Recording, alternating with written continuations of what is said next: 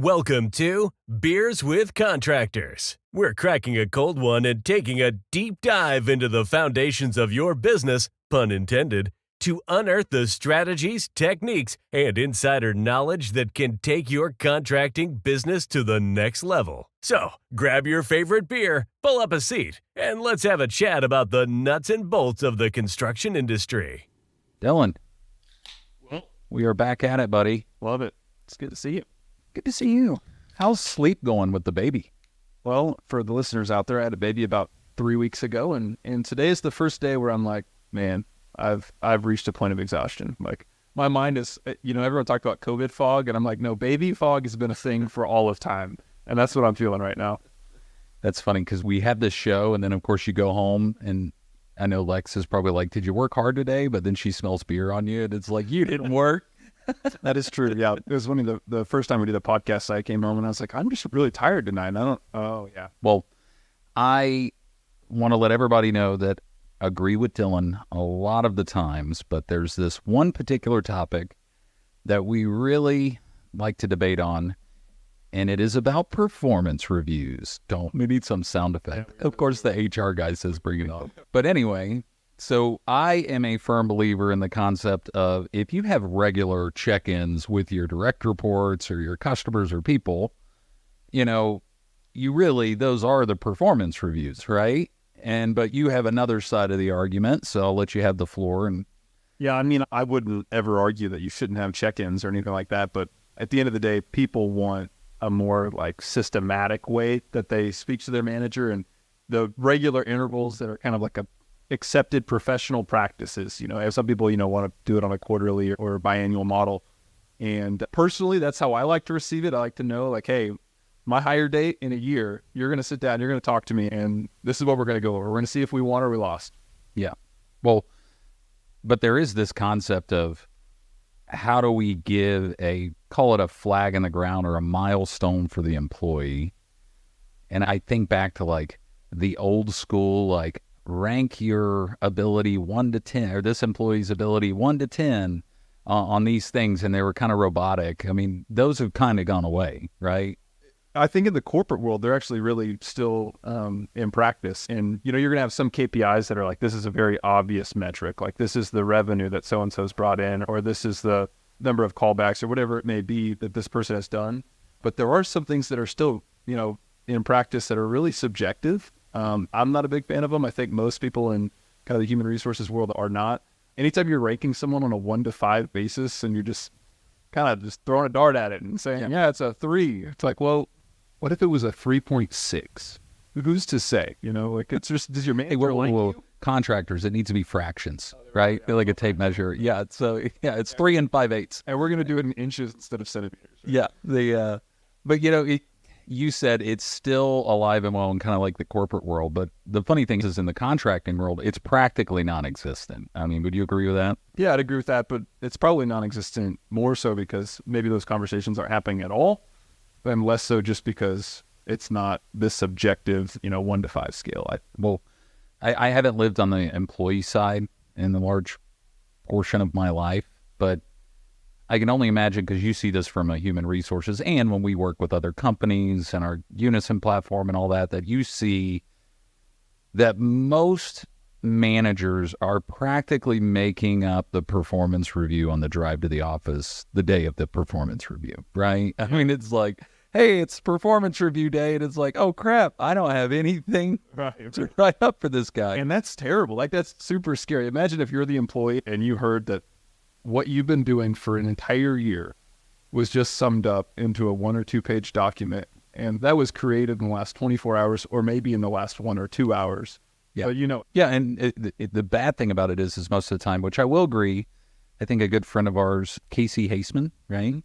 Yep. HR kind of guru or advisor to us is, he's a supporter of doing 2 annual reviews, typically not the peak season or the slow season, but somewhere in between, and having one of those directly tied to annual budgets, which I full disclosure, like budgets are really difficult to implement as you've got a growing company, and it has to be done, but a lot of companies just don't have that. They don't, because they want to be able to tie, call it income increases and things like that to a performance review.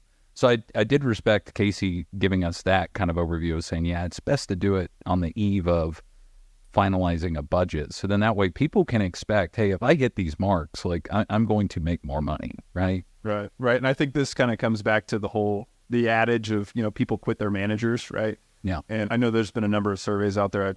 I know Gallup has done them and a number of other kind of firms that it's upwards of 50+% of employees that quit or quitting a manager. It's either because of a conversation that's not happening or it's a promise that is left undelivered, right? Yeah. So yeah, you did the budgeting and you as a manager decided that there could be some sort of increase and you've promised that and it didn't come to fruition. You can bet that bridge is going to be burned. Well, one thing we would agree on, which I think you've been using for years now, and pardon for me forgetting the author, but is this book called First Break All the Rules. I think it was written by a collection of authors from Gallup. Is that right? Yeah, that's right. Yeah. So First Break All the Rules, Gallup basically looked at hundreds of thousands of data points that they have. Pretty much, I imagine most of our listeners know Gallup because they've either been polled or they've seen results of polls that Gallup has done. And they took an aggregate sum of all of that data and they looked at it and they said, okay, well, what does it mean for an employee to grow at a company? And why do people leave early? Why do people stay? What creates employee satisfaction? And the results were really fascinating. And, I'm not going to say I'm reading the book to you right now so that you don't have to read it. But in a sum, they created 12 questions that they said, when these 12 questions are answered, you can bet if they're answered positively, that person's going to stay. They're going to be satisfied and fulfilled. And they separated this down into different camps. Okay, so the first is what they call the base camp. So an employee, what do you get? When I just arrived at the job, what do I get? It's not just pay, but like, do I get a computer? Do I have some basic things? And that's all they're asking when they first start. And then you move up to the next camp, and camp one is what do I give? All right, so now I know the basic expectations. Here's what I'm going to give to the company. They're employing me, and I'm going to give something back, right? And then it moves up to do I belong here, right? And so if we can answer positively to a sense of belonging, and literally this is one of the questions that Gallup asks is, do I have a best friend at work? And if someone answers in the affirmative to that's a positive affirmation of do I belong here? And that person's going to be much more likely to stay, right? And now we're at camp 2. We're going to move up to camp 3. How do we all grow? And that's where we're talking about performance reviews is managers having those conversations, how I can grow, where I can be in 6 months or in a year, talking about those career plans. That's really powerful. That's not really a thing that is done on day one, but it is a thing that's done usually in the first 90 days, hopefully in the first 180 days, really sincerely. And then as you're coming up these camps, imagine camps coming up a mountain. You've now reached the summit, right? The summit is like the pinnacle. We've got it. We've made it. And all of these camps, as Gallup describes it, it's the psychological climb up a mountain for an employee, right? And if I don't believe that the first camp is fulfilled, I sure don't care about the summit, right? So I need to start with the basics and then work my way up. Yeah, and we've been using this system, like 2 years now? Yeah. And it's like, if we don't get the first 3 questions of a survey, which is, keep me honest here, it's, I know what's expected of me, right? The second one is, I have all the tools necessary to do good work. And then I have received recognition or praise for doing good work in the last week. Those are the first 3 questions? Yeah, and the first 2 are right on, yeah. So in the base camp of what do I get? Yeah, those 2. Don't ask me about the other ones. I can't. Right. I don't have them memorized. It's hard. I usually have something in front of me, and yeah. So the first 2 for the base camp is I know what's expected of me at work, and I have the tools to get the job done. Right? Yeah. So if you don't equip the person, how could they ever be successful? Yeah. But then also there's this concept of there's no point in even moving farther to improving your culture or things like that if you can't get 4s or 5s out of that from your employees, right? Right. Yeah. And that's probably an important thing I didn't say is when you give this to an employee in a survey, essentially they would answer these questions on a scale of 1 to 5. You're looking for those 5s. That's going to be the affirmative. And if it's 4 or less, then it's questionable, right? And if your early camps are 1 or 2, then you've got a lot of work to do as a business. Yeah, and just to our listeners and audience, I think it's weird because we just get involved in the business, we get in the grind, and all of a sudden we turn around, it's 2 months later, and it's like, holy cow, like, I haven't actually sat down with that new employee that I promised an evaluation. And I will say this, like, I hate to hear it called probationary period. Like when you bring on a new employee, it's the first 90 days, it's probationary. I'm thinking, wait, they're on probation? Like they got an ankle tracker on them? Like what's going on? You're on like business arrest instead of house arrest. Like, Yeah.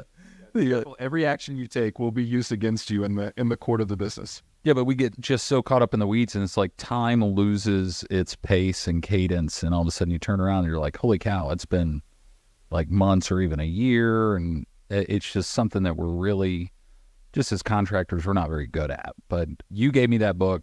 Love that book. It's probably in my top 5 of books just for ways to improve culture and things like that. So, but still to this day, we will always debate over performance reviews and how frequent they need to be. And Basically, I want them all the time. Maybe I want them too much. I don't know. Well, I'll be sure to give you a performance review next year, Dylan. You're going to give me one at the end of this podcast. Yeah, actually, if you put it in the comments, why don't you just give Dylan a performance review? Don't do that. Please don't. Yeah. No, I need the feedback. I need the feedback. Yeah, scale of 1 to 10. Well, hey, by the way, we forgot to give our koozie shout-outs, so I've got to give a shout-out to our good friend Brian Clifton, owner of Council of Entrepreneurs, great organization where I've met a lot of great people. All essentially, we share ideas and we meet up on a monthly basis, talk about new problems that we're dealing with in the entrepreneurial space. And it's kind of cool because not all of them are contractors. So when I ask a question, it's just I get a little bit of a different angle. So thanks to Brian Clifton. These are probably the nicest koozies we've ever had on the show. This is raising the bar. I mean, this I don't know how we come down from this. I mean, I could break into a house with this thing. It is rock hard. It's crazy. But we'll see how cold it keeps my brewski. But listen, I am super excited today because I think I told you a little bit about this gentleman before. But our guest today, I got to go backwards a little bit. So I grew up in construction with my dad, and we used to essentially rehab doors in the mountains of North Carolina because snow would build up against doors and it would rot out. But you couldn't remake the door because the model was either discontinued or it was just way too expensive. And I was doing this as like a teenager. And I'm like, this is crazy. Like, why are we doing this? But then after doing it a few times, I was like, this was cool. And then I met this guy, Ty McBride, and he, just to give everybody an overview, Ty McBride, he is the founder and CEO of Preservan Wood Rot Repair. And what's really cool about this, like a lot of this was birthed out of his company where he was working in restoration. Gosh, Ty, correct me if I'm wrong. I think it was a few decades. You had your own company. Yeah. And then, what it did is he found a need for restoring like old historical properties where you otherwise couldn't find the millwork to recreate it, or the costs were just astronomical. And then what happened is Ty had this great idea, formed a franchise, which has now been recognized on, all sorts of things from the national recognition through HGTV. I know you're a member of several different areas. You're a citizen of the Potawatomi Nation, but also like this franchise is taking off. And I think contractors around the country, they think like, hey, maybe I should franchise, or is my idea franchisable? And I'm just super pumped to hear like how this is evolving because you've got locations between, the Midwest all the way to the East Coast, and it's really cool. So sorry, Ty, long, lengthy introduction just to say who you are and all that. So Ty, welcome to Beers with Contractors, buddy. Thanks for having me. And my koozie is not nearly as fancy. Sorry, we only had 2. I thought I got a koozie when I'm just kidding. Yeah, but I've got my koozie from my best friends at Kings Green Cleaning. It's a business here in Oklahoma City. They clean our offices. Awesome company. They just started, which is my new favorite service, King's Spin, which is like a laundry service. Like they, I could drop my clothes, put my clothes on my front porch. They pick them up. They return them the next day, all clean. So that's what I do with all my work clothes and stuff. So cool business. That's the koozie I had. I keep trying to talk them into franchising because I think it's super franchisable. I slaughtered the description, but your business model is so cool. So tell me more, and our listeners more about just what Preservan is, because I don't feel like I gave it justice. It's just such a cool business model and reason it's taken off so fast. Yeah, I'll kind of touch on a couple of things kind of going backwards, how we got here. I started doing historic restoration, and as you were talking about, a lot of this stuff is you can't get it replaced, or there's some sort of like really strict guidelines on how you're going to replace that, and so that means the cost can be astronomical. Some of these millwork companies just like name your price. And I always hated that's the way that it is. But in this same process, I got introduced to epoxy and resin technology. And of course, there's a lot of construction industries right now utilizing resin, whether it's like Miracle Method that's doing like kitchen and bath refinishes, to the garage floor guys going out there and recoating garage floors. So epoxy is really finding its way into a lot of areas. It was really commonly used and had been studied by the National Park Service since like 1960 something for the restoration of rotting or deteriorated wood. So we're using this on old properties. And it's, that's cool, that's fine. But of course, Oklahoma City's like not that old. We've been around for 100 years and we've torn down a lot of the stuff that we had. So not a ton here, but it's going along pretty good. And then one day I got a call. And I got a call from a roofing contractor that I was friends with that said, hey, I got this window in this house. It's not old, but it's rotting. And the house was built in like 2001. I said, hey, man, I'm kind of an old house guy, old window guy, old door guy. I pull up to this house, and it had to be the biggest window I'd ever seen. All divided lights, beautiful arch. And the guy's like, it has like a softball amount of rot on the sill. And the quote for the replacement was like $25,000. Oh, wow. Just insane. Gross. And I get it. I mean, it's a massive window. It's like, the size of a wall in my house. But he's like, can you do anything? I was like, I'm kind of old house guy. This is an old house. So he's like, just figure it out and give me a number. And I thought, oh, okay. Well, I threw out a number. And he said yes so fast, I thought, ooh, I missed that one. And so then as we were sitting there fixing this window, I started looking around. And I'm like, oh, no, that house has a window like that. And that house, and that's a door. And I thought, there's something here. And that idea just sat there and turned in my mind. And one day, my business partner and I had always wanted to make our business franchisable. But we had been told the old window and door business repair wasn't really going to be franchisable. And so we're sitting there with the whiteboard out, right? And we got the whiteboard. We're listing kind of how we would like build our business or build this brand that could be franchisable. My business partner looks at me and he says, hey, Ty, what if we put it in the smallest possible vehicle? What would we do then?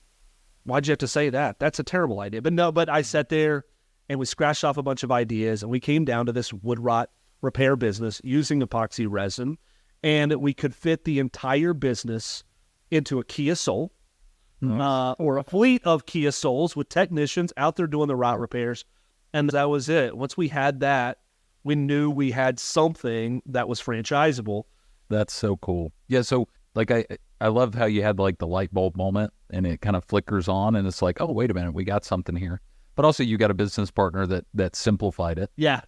So take us through the journey, because I know there's probably a lot of listeners that they're thinking the same thing. Like, I've got something here that can be multiplied to scale in multiple markets. Like, how was that journey for you guys to take from the ideation of this concept of Preservan to actually filing it and processes, all that? So tell us about that. It's a really long process and it can be kind of an expensive process. So I don't want to make like, it's not easy, but it can be done. You can bootstrap it. But for us, it first looked like proof of concept prototype, right? So we already have this business going on, restoring these historic windows and doors. But now we've got to start our own thing, start this separate kind of entity. And so we worked through the branding. That's a funny story in and of itself because we go through all this effort. 6 months later, I realized that what we had named it was not trademarkable because our original name was just Preserve. And our trademark attorney was like, yeah, you can't trademark Preserve when you're preserving. So that's where the Preservan name came from. But anyway, but we started this process of prototyping. And with prototyping, you're really trying to simplify not only what you're doing, and you're trying to boil everything down. You think of McDonald's, if you go into the back office of McDonald's, like everything is like a simple recipe, and it tells you how many, pieces of, how many pickles everything gets and squirts of ketchup and mustard. Like, you got to break it down to that simple because your franchisee probably hasn't spent 20 years in the construction industry. Your franchisee probably has never been in the construction industry. Heard you guys talking earlier about that corporate America. Most of your franchisees are leaving a desk job where they're behind a computer. Now they're franchisees. You got to cut out all that like common contractor knowledge because they're not going to have any of it. And so it's a lot of cleaning that up. And so it was a lot of, writing the processes down, then trying to perform, realizing where our technicians or our management wouldn't be able to pick up on it.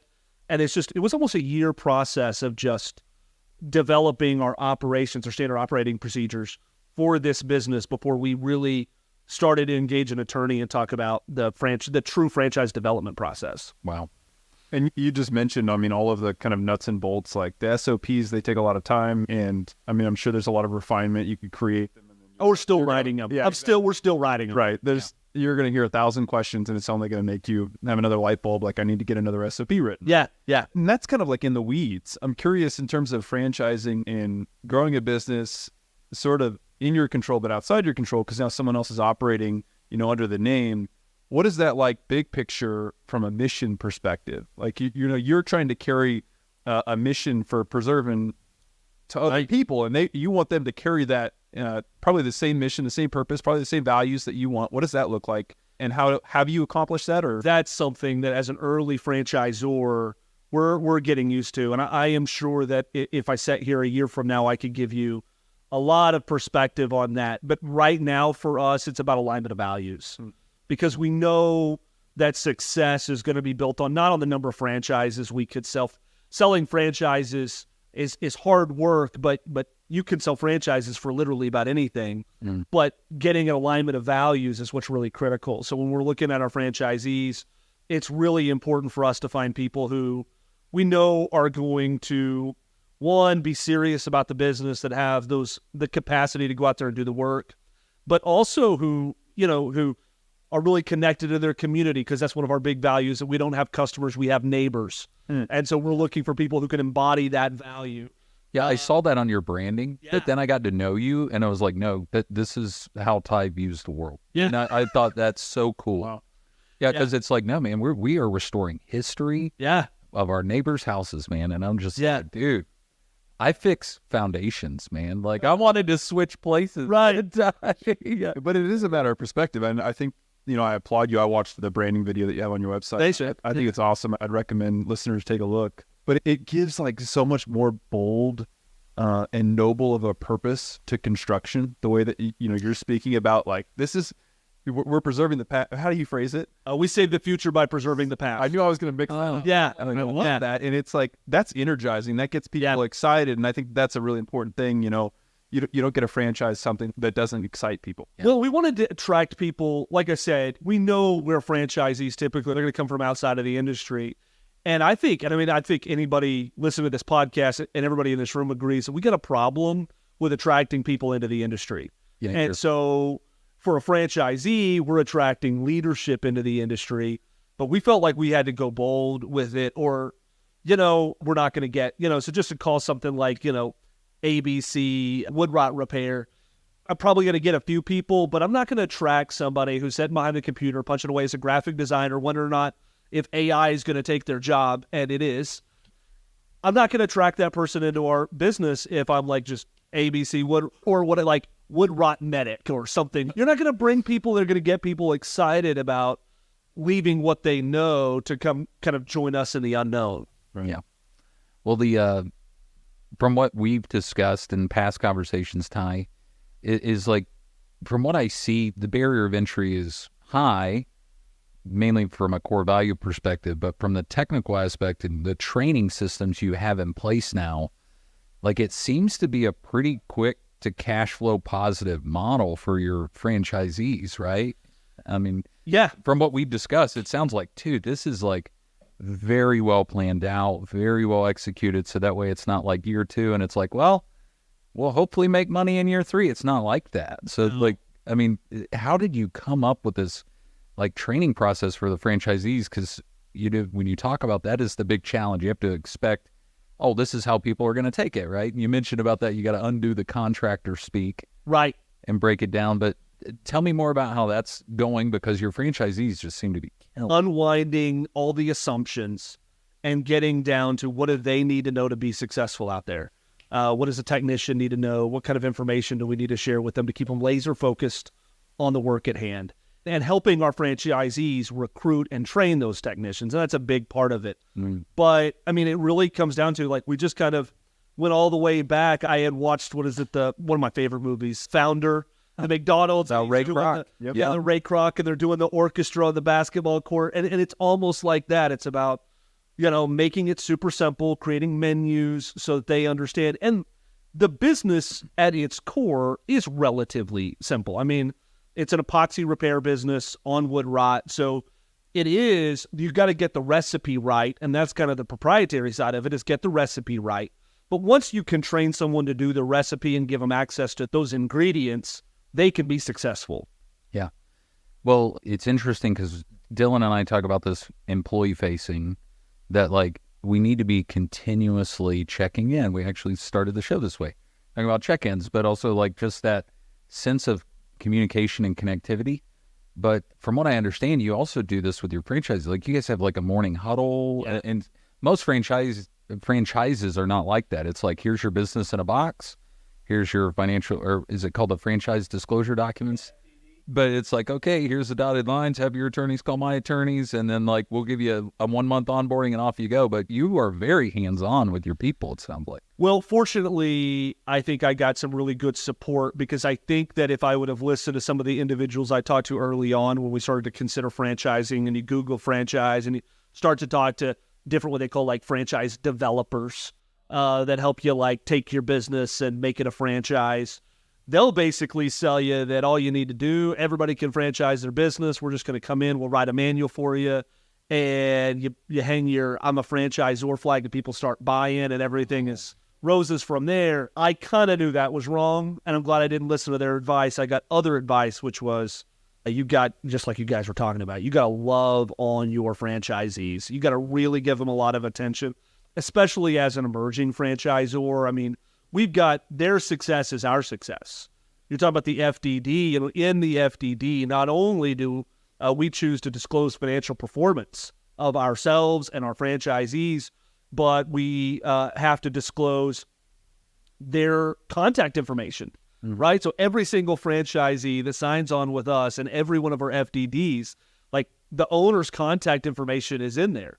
So if you want to buy, you get to pick up the phone and you get to call my buddy Scott in Orlando and ask him like, hey, how's it go owning a Preservan franchise? And if he, especially when you're brand new like we are, just 18 months into franchising, if somebody's like, they suck, they never answer the phone, we're dead in the water before we even begin. And when you look at franchise growth, different brands out there, you can always see when they start to dip is when they give up the support of their franchise and they do what you were saying, which is just like, here's your manual, here's the marketing, go do it. Yeah. And then the attrition is just part of that. It's like, well, as long as we maintain it to a certain amount, we're good. Right? Yeah. That's wild. So, with this whole concept of like, hey, I have an idea, but because you're right, and we have talked about this in the past, like it's not as easy as it seems to be like, take an idea to a franchising model. And number one, I overcomplicate things anyway. So it's like, that's the last thing you want to do in franchising. Yeah. Right? So what would be like the first, like top 3 qualifying questions if you were to speak to somebody and be like, I want to franchise my X? Like what would be the top 3 things to be like that would qualify or disqualify somebody? I said earlier, do you have SOPs? Do you have standard operating procedures? You don't have to have a full-on operations manual ready for a franchise, but have you been documenting your process? So that's first and foremost. The second thing, I hate to P&L. Like, do you have a financial statement? Because if you're going to be successful, you need to, with your FDD, you have the choice to disclose financial performance or not disclose financial performance. But in your sales process of selling a franchise, you can only talk about what you disclose. So if I disclose nothing and you ask me how much money I can make, I can say, I don't know, whatever you think you can make. Yeah. That's what I can say if I don't disclose. So if you want to be successful, you need to have a pretty solid P&L that shows good profit margins. You're going to need to be keeping track of those things. So that'd be the other. And then the third probably I would say is you need to have something that's got a little bit of a uniqueness to it. I would say I somewhat sometimes regret inventing the wheel, because when you're inventing the wheel, like wood rot repair, this is basically an industry that doesn't even exist. It can be really sexy, but sometimes we have an awareness gap. We have to just make people aware that this is even an option. However, you don't want to be the 100th mosquito spray guy.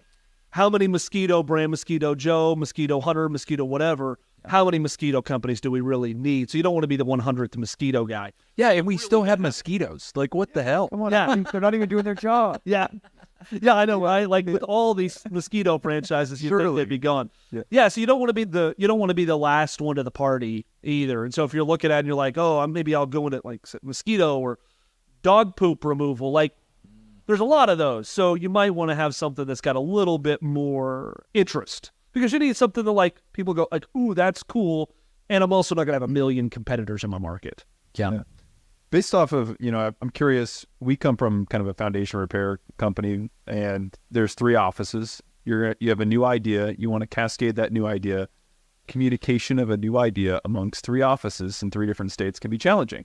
And I would imagine that franchising, that there's probably sometimes where you're like, I want to put the brakes on like changing something because I'm not sure how everyone's going to receive this. Yeah. What is that like? And could you kind of speak to, like Starbucks is coming out with a new drink and now they've got to get everyone to know how to make it, right? Yeah.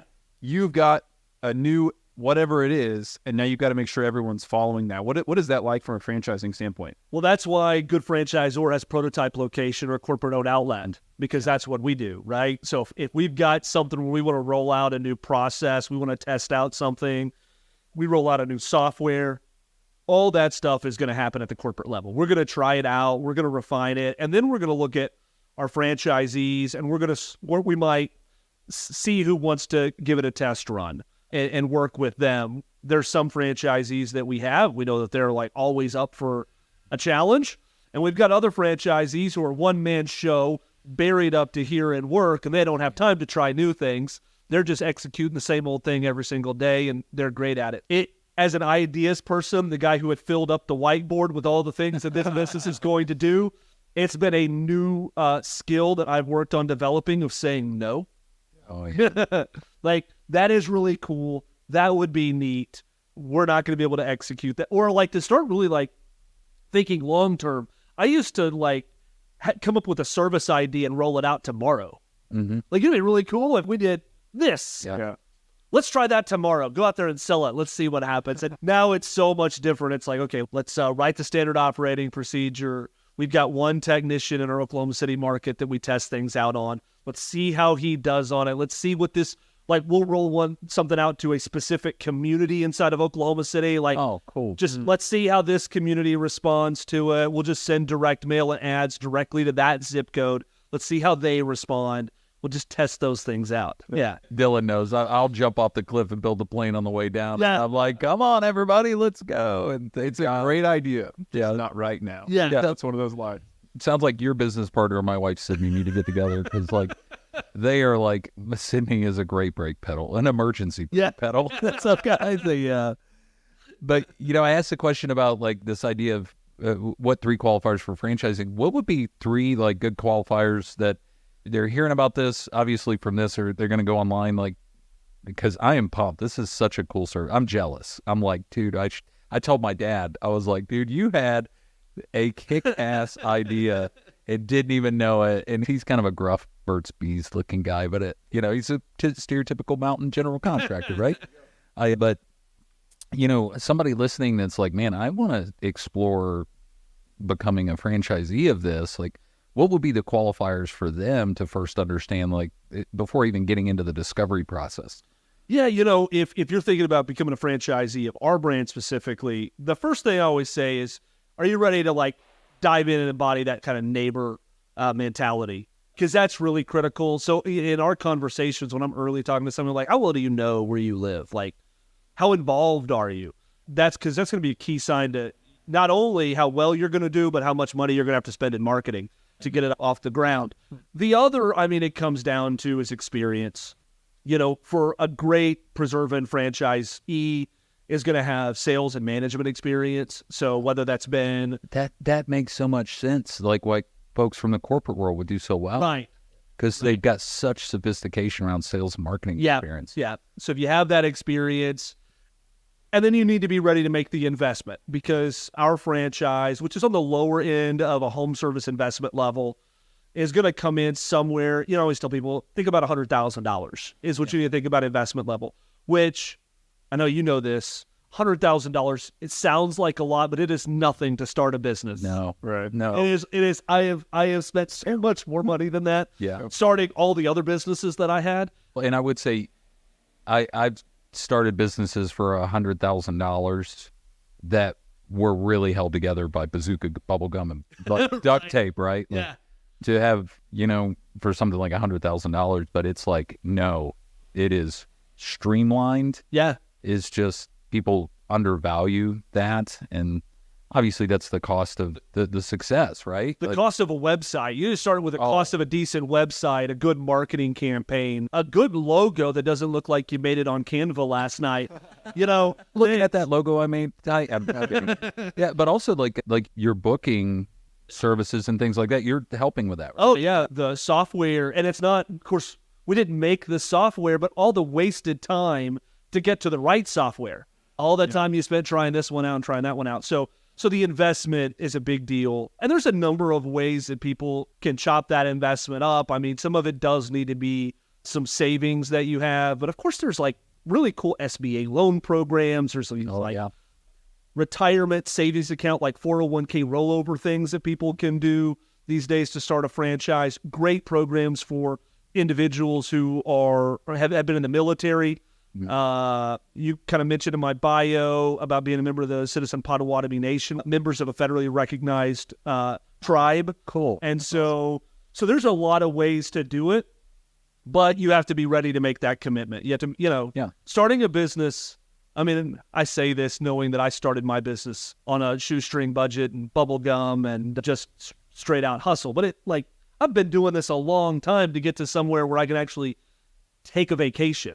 You go, when you first start out, if you don't have something kind of roadmap for you, you'll barely make payroll and never take any time off. And that's not what a franchise gives you, some of that kind of flexibility. Well, that's, I've got a few contractor friends of mine. These are great people, by the way, but some of them, it's been a year and a half and they're struggling about whether or not to hire the administrative person in the office. And it's like these decisions or delaying those decisions are costing their businesses tons of money. So, I mean, I think that's undervalued when people talk about in your franchise system. It's like, hey, we take a lot of that administrative workload that otherwise you would have to go find in the market and figure it out. It's done. And people forget, because Dillon and I, we're maniacs about turnover and employee metrics because of our software. But it's by removing that is massive in cost savings to the bottom line of franchisees. It's nuts. But the call center, we have a call center for our franchisees. So all calls come in, they get answered. Those first initial appointments get booked by our call center. And I remember the days working in my dad's roofing business and getting the phone calls on the cell phone, because we just had our cell phone number out there, getting the phone calls on the cell phone, trying to find driving down I-35 at 70 miles an hour, trying to find something to write the number on, and then realizing that I forgot it, and then them getting a hold of my dad, and my dad calling me up and like, hey, Ty, so you never called Mrs. Smith back? So those are the kinds of things that, all these years of experience, we can help mitigate that frustration. So you don't have to hire someone to sit in the office and just answer phone calls. We got that. We got that. Yeah, because in a small organization, people say they want an admin help answer phones, but actually what they're asking for a superhero. They want somebody to do the bookkeeping and answer the phones and handle upset customers and also help us with timesheets and payroll. Right. And it's no, those are not just somebody that can work for $13, $15 an hour. So it's cool that you're doing that.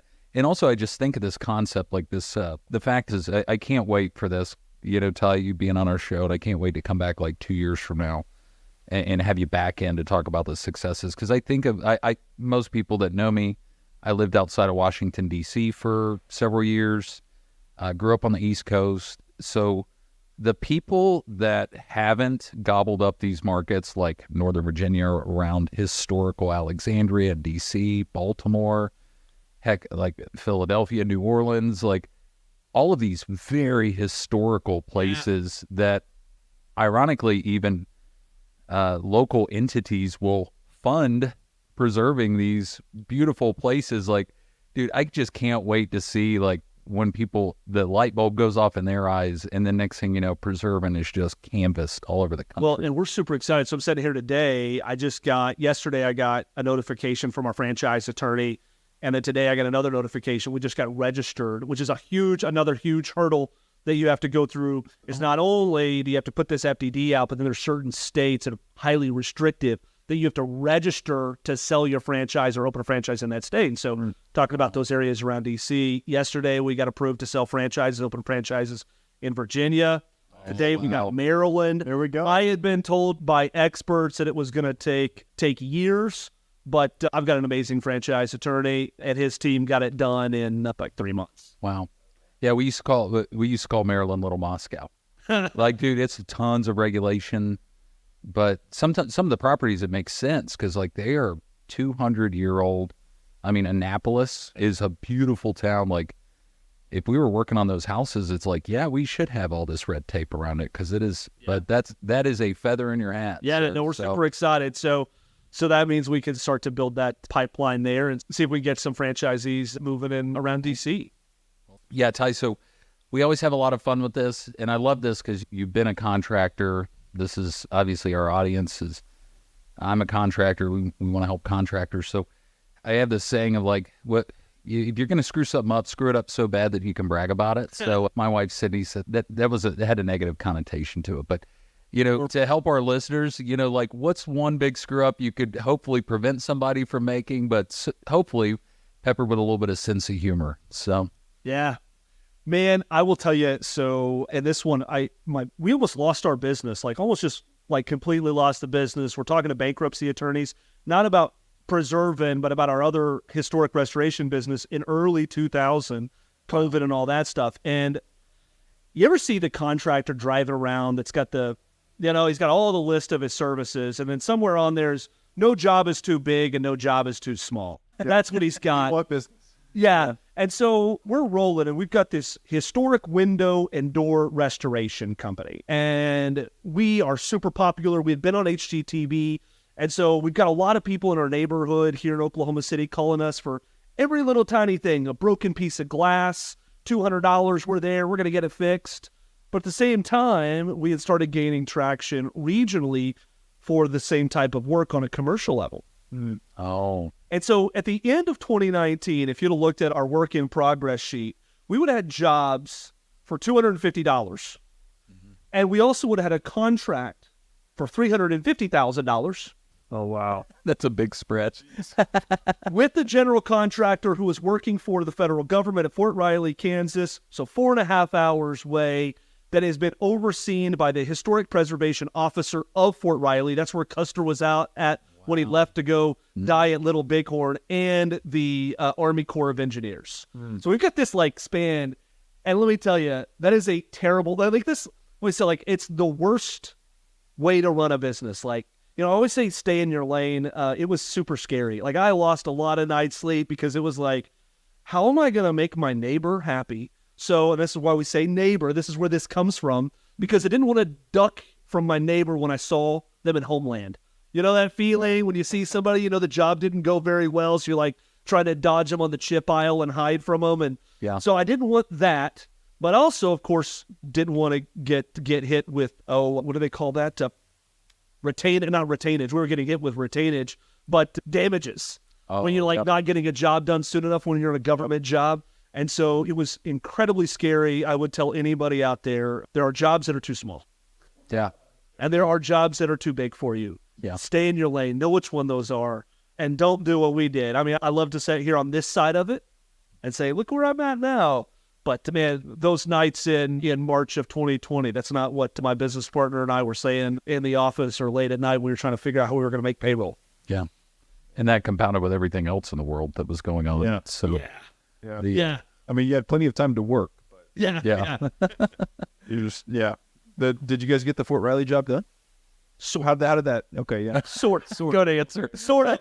I will tell you, it involved a lot of apologies, a little bit of attorney fees, and a little bit of just eating it and paying it out as we go. A little bit of debt to make it through it, but in the end, it worked out, and we were able to live to fight another day. I mean, that's humble learning. Boy. Yeah. So I will see sometimes people in the industry say, "Oh, I'm thinking about bidding something for a big thing. This is gonna be the big." I'm like, "Oh man, biggest job you've ever done is." A quick way to say also the job that put me in bankruptcy court. Yeah, we've gotten to know each other for a while, but I'm just super pumped. I'm excited that you could kind of be here with us, but also lend your advice. And I said it a dozen times, I feel like, but I think your concept is just totally cool, and number one, it's gonna help a lot of people create a new avenue of their careers and life, but also it's saving customers like thousands and thousands of dollars. So how do people get a hold of you? Like if they either want to know about your services or if they want to become a franchise owner? So if you want to be really passive and just like search us out online, you can just Google Preservan, and that's Preservan. Just Google it. We're the only thing called that. So you'll find us. It's preservan.com, but you can just Google. Better than preserve. And then if you want to like just actually learn more about the franchise, I always say the best way is just sort of reach out to me and talk to me. I'm on LinkedIn. You just get on LinkedIn, search Ty McBride, Preservan, whatever. You're going to find me. I'm pretty active there. Message me, comment. Love to talk to anybody about it. Yeah. And I can't wait to get this all put into the comments section, but also I'm looking forward to having Preservan koozies as well, Dillon. Yeah, we need to get some. To all the listeners, thanks. I know we talked about a lot of things, but if you guys want to hear more about the books Dillon and I talked about, just also our opinions on how we can help, with retention of employees, retaining. I mean, it's my new passion, to help contractors with all this. So we just want to thank you guys for listening to another episode of Beers with Contractors. We'll see you next time. Cheers. And that's a wrap for today's episode of Beers with Contractors. We hope you enjoyed our chat as much as we did. Before we say our final goodbyes, a friendly reminder. Beers with Contractors encourages responsible drinking. If you choose to enjoy a beverage during our time together, please do so in moderation and only if you're of legal drinking age in your country or state. Furthermore, the advice and insights shared in this podcast are for informational purposes only. Always consult with professionals and experts in your field, and be sure to follow local laws and regulations regarding licensing and permits. We're here to help, entertain, and inspire, but your safety and compliance are important. So, as you head out into the world of construction and contracting, remember to build responsibly and make decisions that stand the test of time. Thanks for joining us today. We'll catch you on the next episode of Beers with Contractors. Until then, cheers to your success.